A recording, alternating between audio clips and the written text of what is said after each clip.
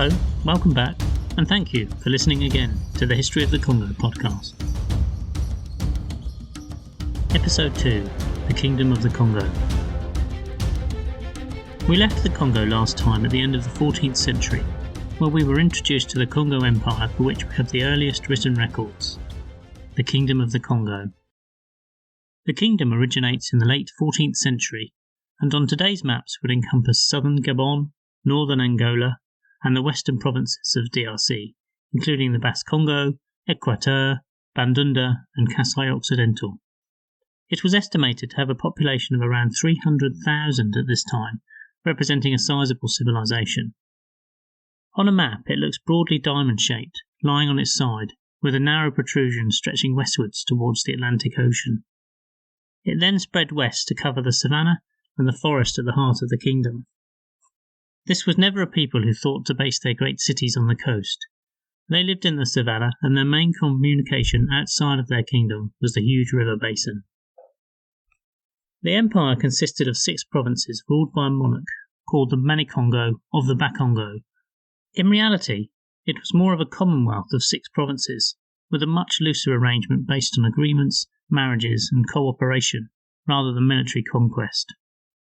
Later histories by Jean Cavelier of the 16th and 17th centuries documented that the kingdom originated when Lukini Luanimi, or Nima al-Lukini, conquered the kingdom of the Umweni Kabunga, or Umweni Mpalanga. This lay upon a mountain to his south, and he travelled here after crossing the river Nzadi from his father's kingdom on the north bank, the historical kingdom of Vungu. We can estimate that this river Nzadi is the river Congo. According to legend, the kingdom of the Congo was captured from large-headed dwarfs, which may be an embellishment to a history written some 200 years later.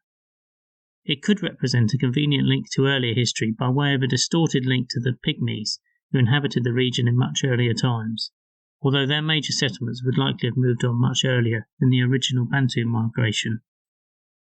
Later academic sources indicated that Lukina Luanimi was just the first person to give himself the title of king. He was the child of Nima Nzima and Lukeni Lunsuizi, the daughter of the Mbata tribe chief, which allied the tribe to the Mpembakasi peoples. He was thought to have been born around 1367, and he founded the kingdom around 1390. The kingdom's capital was MBanza Kongo, which I have seen roughly translated as the court of the hunter, MBanza meaning court and Congo being hunter. It was situated about 450 kilometres inland, and the first drawings of the city show orderly encampments of huts distributed around a central open square. Around this square were larger, presumably municipal buildings, with the king's quarters directly adjacent to this. Surrounding these buildings there is much activity with crop cultivation and the smoke of industry, probably from metal smelting works. The town outskirts depicted hunters bringing back catch from successful forays. At the end of the 15th century, it was estimated to have a population of between 30,000 and 60,000. We'll come back to the Portuguese in the next episode, but for now they provide the best descriptions of the city, as it was when it was the capital of the precolonial kingdom.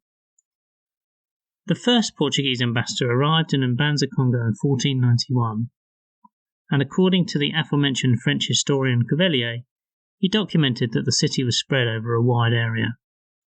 He does provide an interesting description, which is represented as an account written first-hand on sighting the capital. The streets were not aligned, nor were the houses in the ancient Congo kingdom. No avenues lined with palms nor ornamental trees. Narrow paths were running in all directions through the tall grass. The living quarters of the most important people were located close to the king's quarters. Spread out, according to their taste or their fancy, they occupied sometimes quite a considerable space. The houses were made of straw without any ornaments, except inside, where there would be a palm cloth hanging on the wall, representing an antelope or another animal.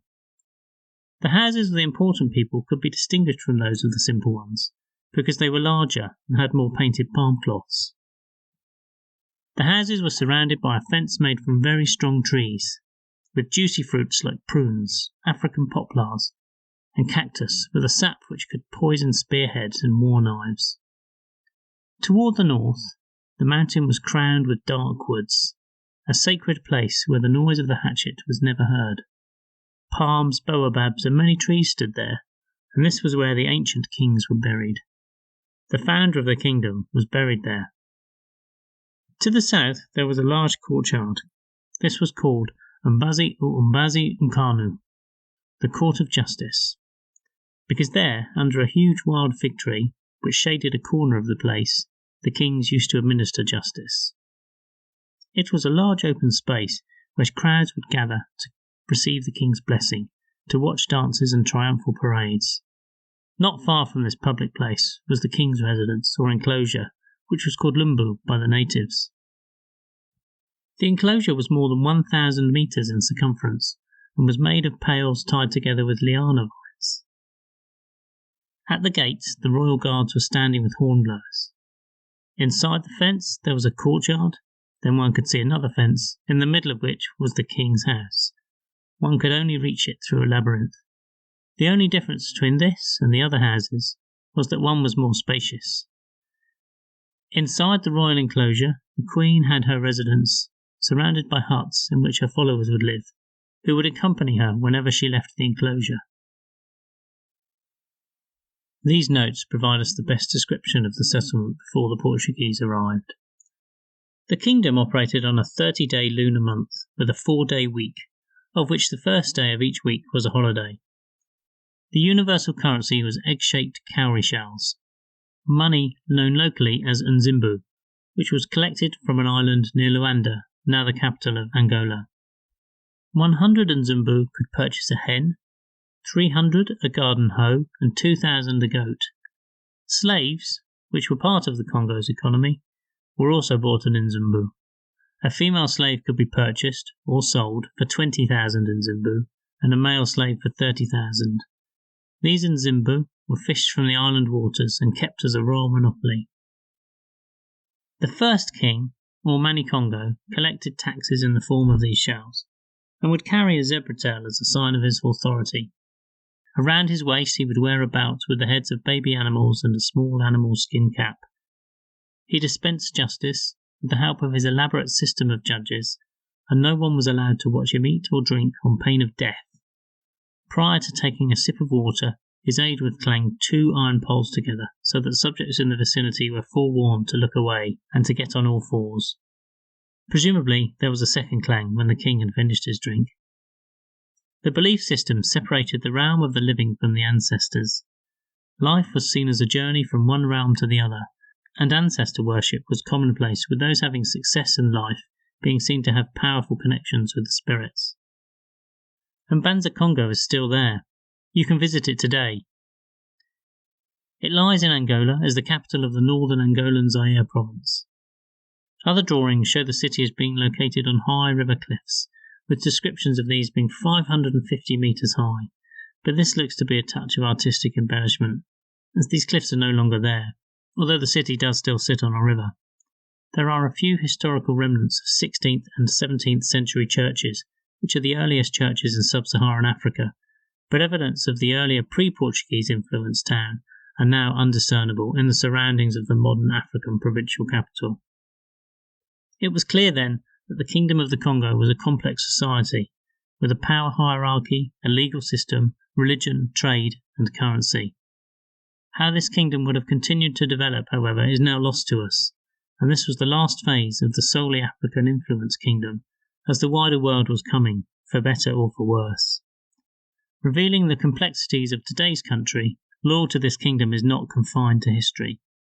In 2007, 134 people, rioters and police alike, died in Bas-Congo riots following the Bunda Dia Congo movement, which dreamed of restoring the kingdom to its former power. Even today, the Kingdom of the Congo attracts a loyalty from people who would have lived within its borders, stretching far outside of today's DRC state borders to the inhabitants of Cameroon and Angola. At the end of the 1400s, however, 2,000 miles away, another ambitious king, driven by his own ambitions of wealth and power, and fueled by religious conviction, was watching the blessings of his latest fleet to leave Belém in Lisbon for their exploration of the lands south of Europe. The Portuguese were coming, and with them came a relationship that would set a precedent for the Kingdom and the Congo with the rest of the world to this day. The Kingdom of the Congo would soon face new challenges, but this we shall leave for next time. So see you then, and safe travels.